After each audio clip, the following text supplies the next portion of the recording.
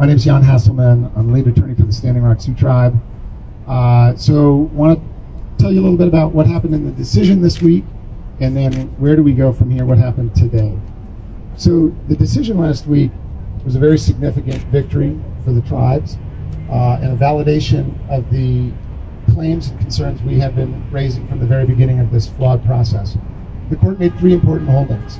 He said first that the Army Corps had failed to deal with the evidence in the record that the Army Corps' oil spill risk analysis was flawed in important respects. We, Standing Rock, Cheyenne River, Oglala, had commissioned expert reports that said, that challenged important parts of the Army Corps' risk analysis.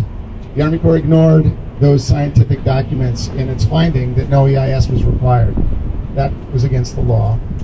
They have to go back and do it again. The second key part of the ruling was that the Army Corps not only ignored the risk of an oil spill, it ignored the consequences of an oil spill to the tribe's treaty rights, specifically to hunting and fishing, which lie not just at the core of their treaty right, but at the core of their culture and existence. So they need to look harder at what an oil spill means for tribal treaty hunting and fishing. And then finally, the court found that the court's environmental justice analysis was flawed. This is actually a pretty significant ruling. It's the first decision that I'm aware of ever in which a federal court has set aside a NEPA decision for a flawed environmental justice analysis, and that's really important.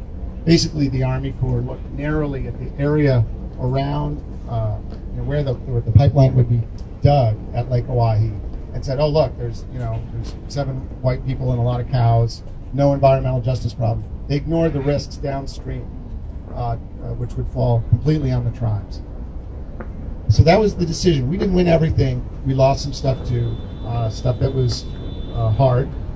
But nonetheless, the court set aside the Army's environmental analysis and said you need to do it again. You need to reconsider these elements of the environmental analysis.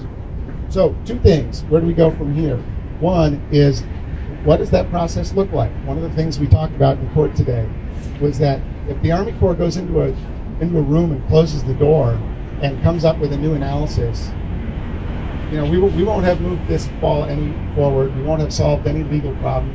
We'll just be back in front of the court again. So our position is this needs to be an open process. It needs to bring in the public, and it needs to consult with the tribe and its experts. And we're going to be asking the court to order that if they won't do it themselves. The other question is, what happens to the pipeline in the interim?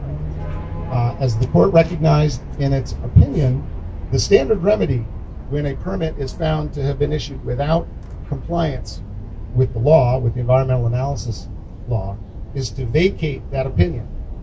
If the opinion is vacated, they don't have a permit to operate that pipeline under Lake Oahe, and the pipeline would have to be shut off. What we talked about today was a schedule for briefing that issue. Not surprisingly, Dakota Access is going to have some strong opinions on that question. We have strong opinions too. Our view is that until there is a proper risk analysis that looks at the risk of oil spills, that considers the impacts to the tribe, they shouldn't be operating that pipeline. And we'll be saying that as forcefully as we can to the court. That process will take a little time. It'll take through August for the lawyers to exchange briefs on that issue. And we would expect a decision sometime after that, probably September.